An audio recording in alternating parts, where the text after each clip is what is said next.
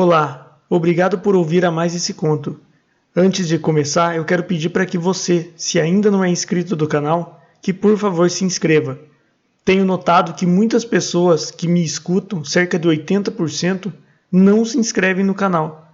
Então, para me ajudar e fazer com que ele cresça, eu peço para que você se inscreva também.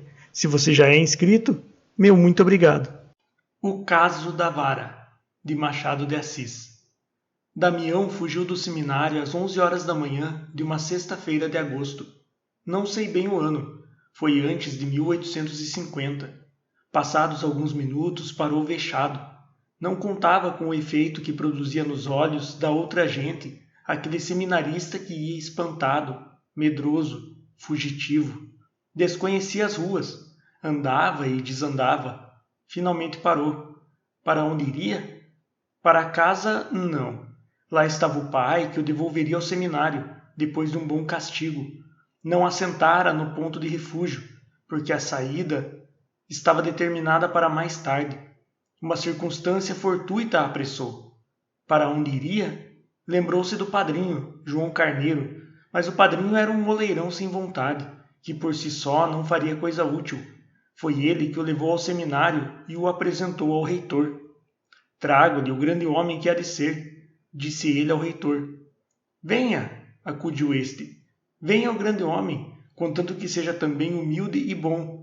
A verdadeira grandeza é chã. Moço... Tal foi a entrada. Pouco tempo depois, fugiu o rapaz ao seminário. Aqui o vemos agora na rua, espantado, incerto, sem atinar com refúgio nem conselho. Percorreu de memória as casas de parentes e amigos, sem se fixar em nenhuma. De repente exclamou: Vou pegar-me com sinhá Rita. Ela manda chamar meu padrinho. Diz-lhe que quer que eu saia do seminário. Talvez assim... Sinhá Rita era uma viúva, querida de João Carneiro. Damião tinha umas ideias vagas dessa situação e tratou de a aproveitar. Onde morava? Estava tão atordoado que só daí a alguns minutos é que ele acudiu à casa. Era no Largo do Capim. Santo nome de Jesus! Que é isto? Bradou sinhá Rita, sentando-se na marquesa onde estava reclinada. Damião acabava de entrar espavorido. No momento de chegar à casa, vira passar um padre e deu um empurrão à porta que por fortuna não estava fechada a chave nem ferrolho. Depois de entrar, espiou pela rótula a ver o padre. Este não deu por ele e ia andando. Mas que é isto, senhor Damião? Bradou novamente a dona da casa, que só agora o conhecera. Que vem fazer aqui? Damião, trêmulo, mal podendo falar, disse que não tivesse medo, não era nada, ia explicar tudo. Descanse e explique-se. Já lhe digo, não pratiquei nenhum crime, isso eu juro, mas espere. Sinhá Rita olhava para ele espantada, e todas as crias, de casa e de fora, que estavam sentadas em volta da sala, diante das suas almofadas de renda, todas fizeram parar os biuros e as mãos. Sinhá Rita vivia principalmente de ensinar a fazer renda, crivo e bordado. Enquanto o rapaz tomava fôlego, ordenou às pequenas que trabalhassem, e esperou. Afinal, Damião contou tudo, o desgosto que lhe dava o seminário. Estava certo de que não podia ser bom padre. Falou com paixão, pediu-lhe que o salvasse. Como assim? Não posso nada. Pode, querendo. Não, replicou ela, abanando a cabeça. Não me meto em negócios de sua família que eu mal conheço.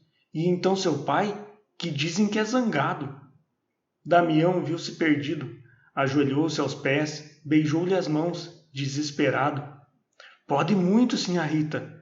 Peço-lhe pelo amor de Deus, pelo que a senhora tiver de mais sagrado, por alma de seu marido, salve-me da morte, porque eu mato-me se voltar para aquela casa. Sinhá Rita, lisonjeada com as súplicas do moço, tentou chamá-lo a outros sentimentos. A vida de padre era santa e bonita, disse-lhe ela. O tempo lhe mostraria que era melhor vencer as repugnâncias e um dia... Não, nada, nunca, redarguia Damião, abanando a cabeça e beijando-lhe as mãos, e repetia que era a sua morte. Sinhá Rita hesitou ainda muito tempo. Afinal, perguntou-lhe por que não ia ter com o padrinho. Meu padrinho? Esse é ainda pior que papai. Não me atende. Duvido que atenda a ninguém.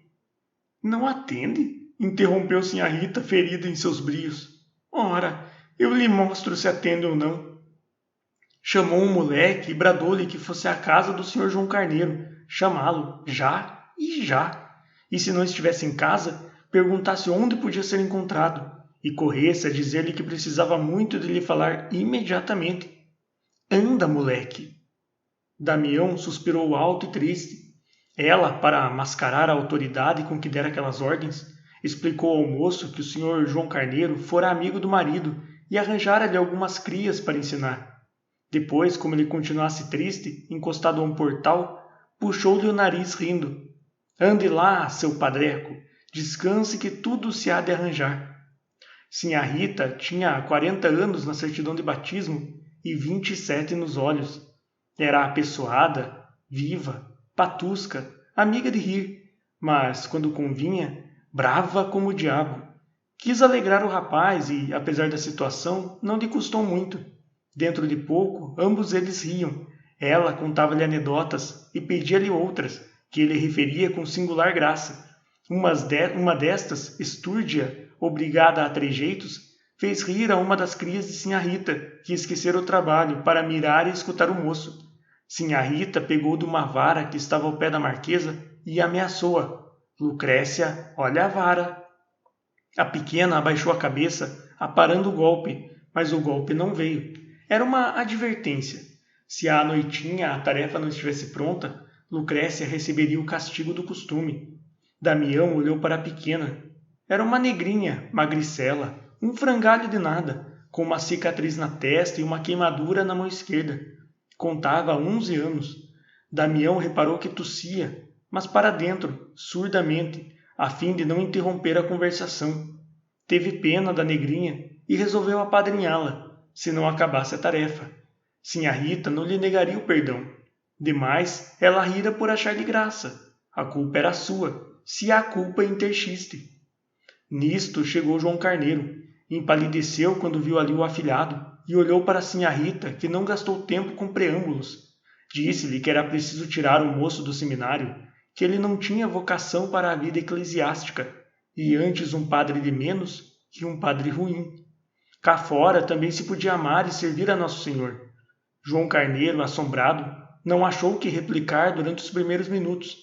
Afinal, abriu a boca e repreendeu o afilhado por ter vindo incomodar pessoas estranhas, e em seguida afirmou que o castigaria.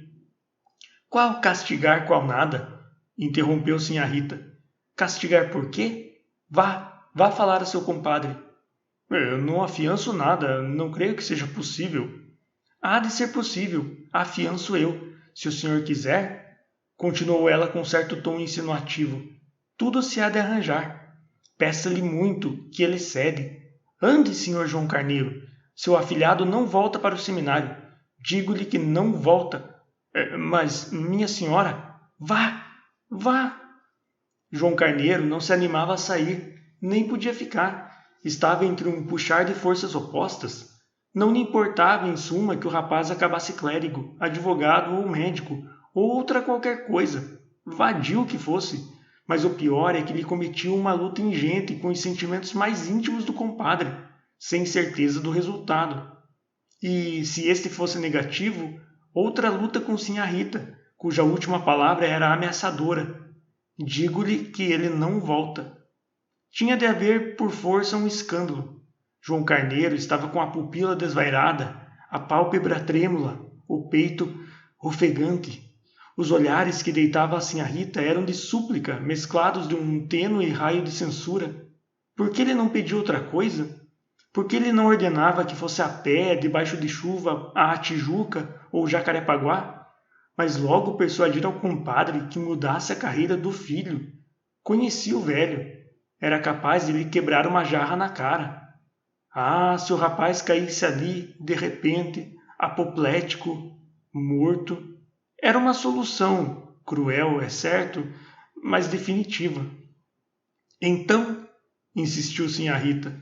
Ele fez-lhe um gesto de mão que esperasse. Coçava a barba, procurando um recurso. Deus do céu!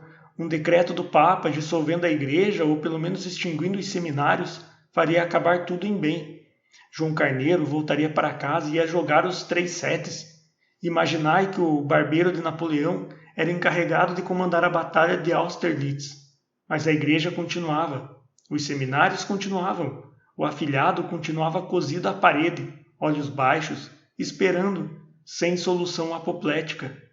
Vá, vá, disse Sinhá Rita, dando-lhe o chapéu e a bengala. Não teve remédio, o barbeiro meteu a navalha no estojo, travou da espada e saiu à campanha. Damião respirou. Exteriormente deixou-se estar na mesma, olhos fincados no chão, acabrunhado. Sinhá Rita puxou-lhe desta vez o queixo. Ande jantar, deixe-se de melancolias. A senhora crê que lhe alcance alguma coisa? Há de alcançar tudo, redarguiu Sinhá Rita, cheia de si. Ande, que a sopa está esfriando. Apesar do gênio galhofeiro de Sinhá Rita e do seu próprio espírito leve, Damião esteve menos alegre ao jantar que na primeira parte do dia. Não fiava do caráter mole do padrinho. Contudo, jantou bem. E, para o fim, voltou às pilhérias da manhã. À sobremesa, ouviu um rumor de gente na sala e perguntou se o vinham prender. Hão de ser as moças. Levantaram-se e passaram à sala. As moças eram 5 vizinhas que iam todas as tardes tomar café com Sinhá Rita e ali ficavam até o cair da noite. As discípulas, findo o jantar delas, tornaram às almofadas do trabalho. Sinhá Rita presidia a todo esse mulherio de casa e de fora. O sussurro dos bilros e o palavrear das moças eram ecos tão mundanos, tão alheios à teologia e ao latim, que o rapaz deixou-se ir por eles e esqueceu o resto. Durante os primeiros minutos, ainda houve da parte das vizinhas um certo acanhamento, mas passou depressa. Uma delas cantou uma modinha ao som da guitarra, tangida por Sinhá Rita, e a tarde foi passando depressa. Antes do fim, Sinhá Rita pediu a Damião que contasse certa anedota que lhe agradara muito. Era a tal que fizera rir Lucrécia. Ande, senhor Damião, não se faça de rogado, que as moças querem ir embora. Vocês vão gostar muito. Damião não teve remédio senão obedecer. Malgrado o anúncio e a expectação que serviam a diminuir o chiste e o efeito, a anedota acabou entre risadas das moças. Damião, contente de si, não esqueceu Lucrécia e olhou para ela, a ver se rira também. Viu-a com a cabeça metida na almofada para acabar a tarefa. Não ria, ou teria rido para dentro, como tossia. Saíram as vizinhas e a tarde caiu de todo. A alma de Damião foi se fazendo tenebrosa antes da noite. Que estaria acontecendo? De instante a instante ia espiar pela rótula e voltava cada vez mais desanimado. Nem sombra do padrinho. Com certeza o pai fê-lo calar. Mandou chamar 2 negros. Foi à polícia pedir um pedestre e aí vinha pegá-lo à força e levá-lo ao seminário. Damião perguntou a Sinhá Rita se a casa não teria saída pelos fundos. Correu ao quintal e calculou que podia saltar o muro. Quis ainda saber se haveria modo de fugir para a Rua da Vala, ou se era melhor falar a algum vizinho que fizesse o favor de o receber. O pior era a batina.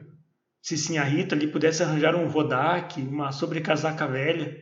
Sinhá Rita dispunha justamente de um rodaque, lembrança ou esquecimento de João Carneiro. Tenho um rodaque do meu defunto, disse ela rindo, mas para que está com esses sustos? Tudo se há de arranjar, descanse. Afinal, à boca da noite, apareceu um escravo do padrinho com uma carta para Sinhá Rita. O negócio ainda não estava composto. O pai ficou furioso e quis quebrar tudo. Bradou que não, senhor, que o Peralta havia de ir para o seminário, ou então metia-o no aljube, ou na presiganga.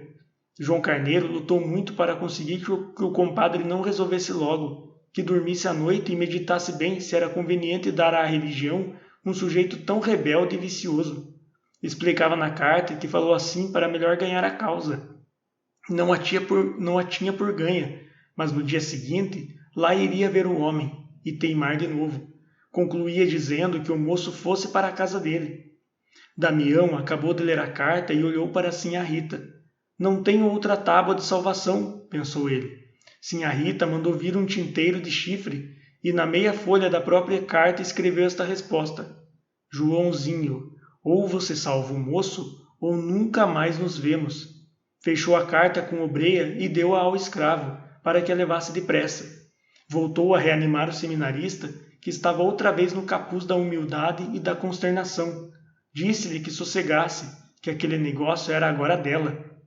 Hão de ver para quanto presto. Não, que eu não sou de brincadeiras.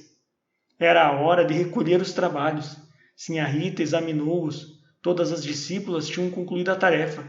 Só Lucrécia estava ainda à almofada, meneando os bilros, já sem ver. Sinhá Rita chegou-se a ela, viu que a tarefa não estava acabada, ficou furiosa e agarrou-a por uma orelha.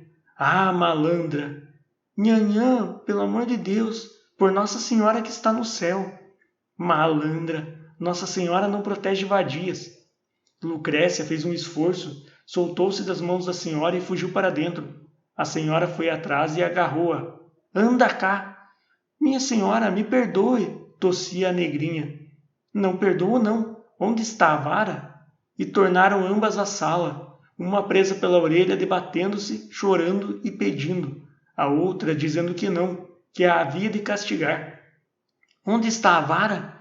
A vara estava à cabeceira da marquesa, do outro lado da sala. Sinhá Rita, não querendo soltar a pequena, bradou ao seminarista.